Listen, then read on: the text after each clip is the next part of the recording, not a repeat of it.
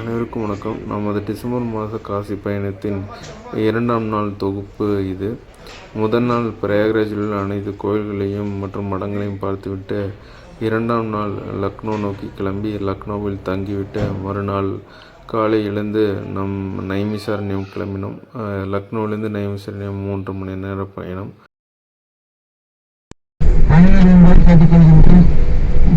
பயணத்தின் இரண்டாவது நாளாக நம்ம இந்த லக்னோவிலிருந்து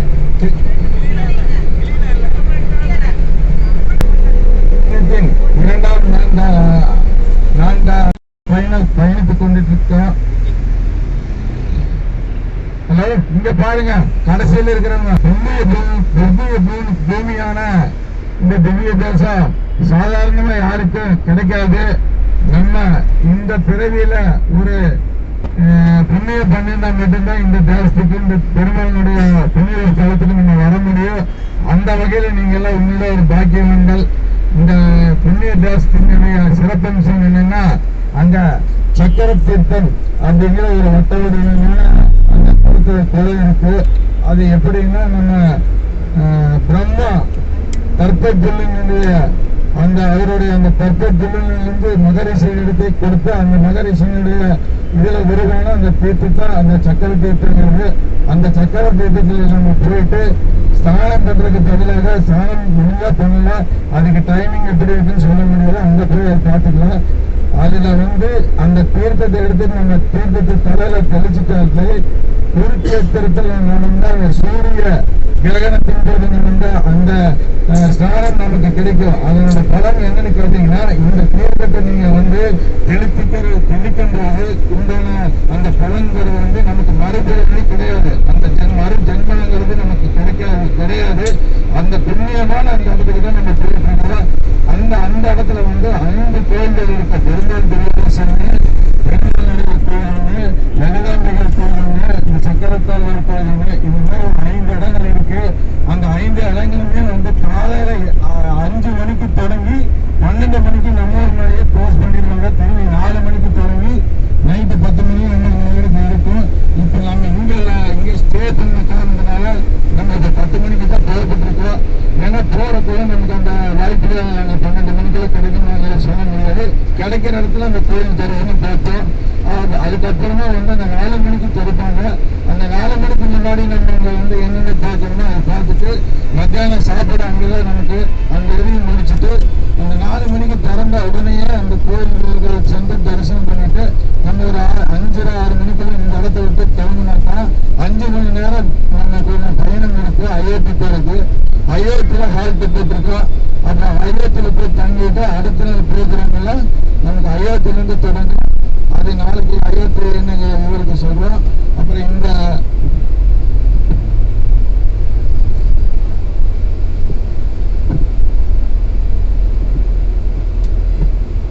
சேத்தத்தை பொறுத்த வரைக்கும் நம்ம 5 கோயில் போகணும்னா ஒன்று பக்கத்தில் இல்லை, எல்லாமே ஒரு 5 கிலோமீட்டர் 2 கிலோமீட்டர் இப்படி டிஸ்டன்ஸ்ல இருக்கு.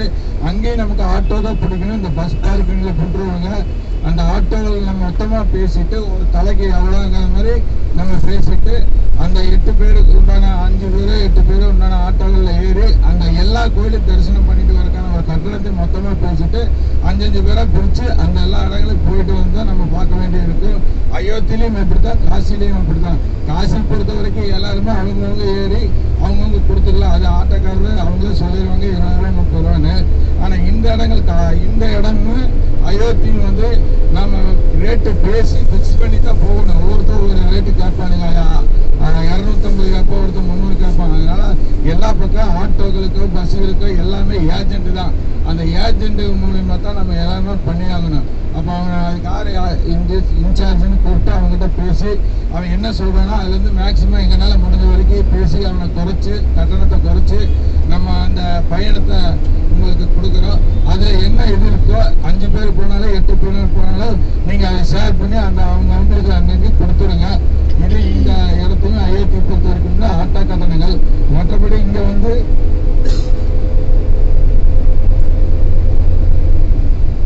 வரதராஜ பெருமாள் நரசிம்மர் கோயில், இந்த கோயிலெல்லாம் தரிசனம் பண்ணிட்டு சாயந்தரம் 5 மணிக்கு நம்ம பிளான் பண்ணிக்கிறோம். இங்கேருந்து கிளம்பணுன்னு அந்த டைமுக்கு முடிஞ்ச வரைக்கும் நம்ம கிளம்புறதுக்கு பார்ப்போம். அதுக்குண்டான அனைத்து இதுகளையும் நாங்கள் ஏற்படுவதை நானும் திரு முத்து அவர்களுமே உங்களுக்கு உடனே இருந்து எல்லாமே பண்ணி கொடுப்போம். நீங்களே எங்களுக்கு முழு ஒத்துழைப்பு கொடுத்து இந்த திவ்ய தேசங்களை கண்டு கழிச்சு எங்க கூட பயணிக்கிறதுல எங்களுக்கு முக்கிய நன்றி. இதுல இன்னொரு விசேஷம் என்னன்னு கேட்டீங்கன்னா, கடந்த 6 மாதங்களுக்கு முன்னாடி எங்களோட பயணித்த திரு மதுரையை சேர்ந்த நம்ம அண்ணன் இருக்காரு, ஜெகநாதன் அண்ணன். அவரே அவருடைய ஒய்ஃபு இப்பதான் வந்துட்டு போனாங்க. திரும்பி நாங்கள் உங்க கூட வரணும் அப்படிங்கிற ஒரு இதுல எங்க கூட இப்ப பயணிச்சிருக்காங்க. அவங்களுக்கு எங்களுக்கு மனமார்ந்த நன்றி தெரிவிச்சுக்கிறோம். ஒரே 6 மாச காலத்துல இடைப்பட்ட இந்த 6 மாசத்துக்குள்ள 2 தடவை பயணிக்கிறது வந்து சாத்தியமேங்கிற தெரியல. அது என்ன எதுனால நானே கேட்டேன். இப்பதான் நீங்க வந்துட்டு வந்தீங்க, திருப்பி எதுக்காக நீங்க எங்க கூட பயணிக்கணும் கேட்டா, இல்லைன்னா நீங்க எல்லாமே அன்னைக்கு காமிச்சீங்க, இந்த பெருமாள் திவ்ய தேசத்தை நீங்க காமிக்கல, அன்னைக்கு அந்த ப்ரோக்ராம் செஞ்சது இல்லை, அந்த ஒண்ணுக்காகவே நாங்க உங்க கூட வர்றோம் அப்படிங்கிற மாதிரி அவங்க எங்களுக்கு சொல்லி அவங்க டிக்கெட்டுக்கு அவசர கதையில கடைசி டிக்கெட் கம்ப்ளீட்டா எல்லாமே முடிஞ்சு போச்சு. டோட்டலி முடிஞ்சதுக்கு அப்புறமே நான் போய் கம்ப்யூட்டர்ல ட்ரை பண்ணும்போது நெட்ல பார்க்கும்போது 2 டிக்கெட்டு மதுரைக்கு மட்டும்தான் இருந்துச்சு. சரி மதுரைக்கு போடுங்க, வரும்போது அது ஆண்டவனை ஏற்பாடு பண்ணி கொடுப்பாங்க அப்படின்னு சொன்னாங்க. அதனால அவங்க அந்த 2 டிக்கெட்டை போட்டோம். திரும்பி ரிட்டர்ன் பாருங்க, அவங்க வெயிட்டிங் லிஸ்ட்ல தான் இருக்குது. இருந்தாலும் அது எப்படிங்கிறது நம்ம காசி ஈஸ்வரன் தீர்மானிச்சு கொடுத்தாரு. நீங்க எல்லாரும் எங்களோட பயணித்து எங்களுக்கு ஆக்கமும் ஊக்கமும் அளித்து இவ்வளவு தூரம் இந்த பயணத்தை எளிதாக நிறைவேற்றி கொடுத்தமைக்கு மிக்க நன்றியை தெரிவித்துக் கொண்டு முத்து அவர்கள் சில வார்த்தைகள் பேசுகிறேன்.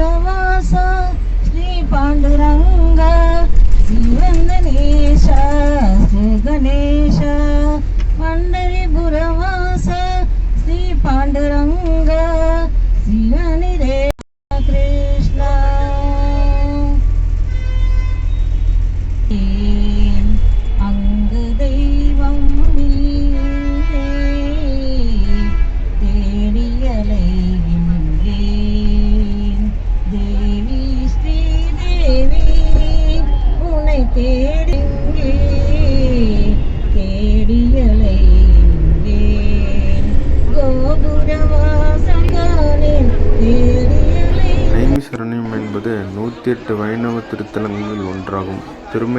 திருமங்கையாழ்வாரால் பாடப்பெற்ற இத்தலம் இந்தியாவின் வட மாநிலங்களில் ஒன்றான உத்தரப்பிரதேச மாநிலத்தின் தலைநகரான லக்னோவிலிருந்து 85 கிலோமீட்டர் தொலைவில் சீதாப்பூர் மாவட்டத்தில் அமைந்துள்ளது.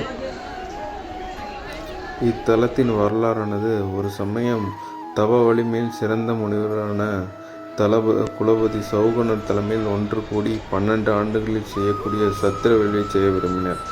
அதற்கு தகுந்த இடத்தை தேர்வு செய்து தருமாறு எல்லாம் பிரம்மனிடம் வேண்டினர். பிரம்மன் ஒரு புல்லை எடுத்து அதை ஒரு வளையமாக வளைத்து கீழே உருட்டி அது எங்கு விழுகிறதோ அதுவே தவம் செய்ய சிறந்த இடம் என்று தெரிவித்தார். இந்த பாரதி தேசத்தில் கோமதி ஆற்றங்கரையில் உள்ள இவ்விடத்தில் வந்து விழுந்தது அந்த புல். இவ்விடமே தமது சத்திர வேள்வியை செய்ய உகந்தது என்று முனிவர்கள் எண்ணி தமது வேள்வியை தொடங்கினர். நெமி என்னும் சொல்லுக்கு சக்கர வடிவம் என்பது பொருள். ஆரண்யம் என்ற சொல்லுக்கு காடு என்பது பொருள். வேள்வியை தொடங்கிய முனிவர்கள் அதன் முழு பயனை திருமாலுக்கு வழங்கினர். அவ்விதமே திருமால் குறித்து தவமையற்ற வேள்வியின் இறுதியில் அந்த வேள்வி குண்டத்திலேயே தோன்றி அந்த வேள்வியின் யாகத்தை ஏற்றுக்கொண்டு அம்முனிவர்களுக்கெல்லாம் அருள் புரிந்தார் என்பது இத்தலத்தின் வரலாறு. இத்தலமானது 108 திவ்ய தேசங்களில் 97வது திவ்ய தேசமாகும். இது போக சில கோயில்கள் இங்கு உள்ளது. இது அனைத்தும் பார்த்துவிட்டு நாம் அயோத்தி நோக்கி கிளம்ப வேண்டும்.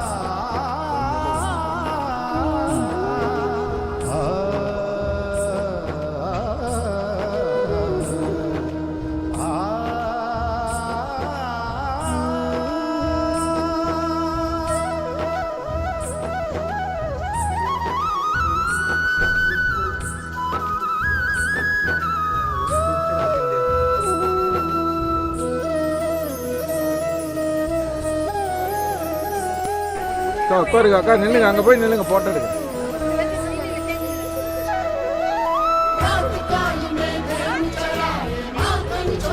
நேராக பாருங்க, எங்க தலையை எங்கேயோ காமிச்சிட்டு இருக்கிறீங்க.